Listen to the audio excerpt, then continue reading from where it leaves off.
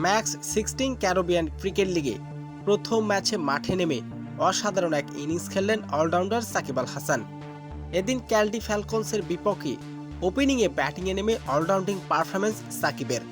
আর ওপেনিংয়ে batting করতে নেমে bat হাতে 29 রানের দুর্দান্ত এক ঝোড়ো ইনিংস খেললেন এই অলরাউন্ডার। সেই ইনিংসে হাঁকিয়েছেন 3টি 4 এবং দুটি ছক্কা। আর সাকিবের ব্যাটিং ছিল দেখার মতো। শুরু থেকেই 300 স্ট্রাইক রেটে দুর্দান্ত ব্যাটিং করেছেন সাকিব। তবে সাকিব ছক্কা মারতে গিয়ে বাউন্ডারিতে ক্যাচ তুলে দিয়ে সাজ করে ফিরেন তিনি। তবে সাজ করে ফেরার আগে 11 বলে 29 রানে ঝোড়ো এক ইনিংস খেলেন সাকিব। আর সাকিব যখন ফিরে যান তখন দলীয় 58 রানে 2 উইকেট হারায়। আর ম্যাক্স 16-এ সাকিবের ছিল অসাধারণ ব্যাটিং। সাকিবের 2টি ছক্কা এবং 3টি 4 ছিল দেখার মতো। তো দর্শক, সাকিবের যারা দুর্দান্ত ব্যাটিং দেখেছেন, দর্শক অবশ্যই জানিয়ে দিবেন আপনার মতামতটি কমেন্ট বক্সে।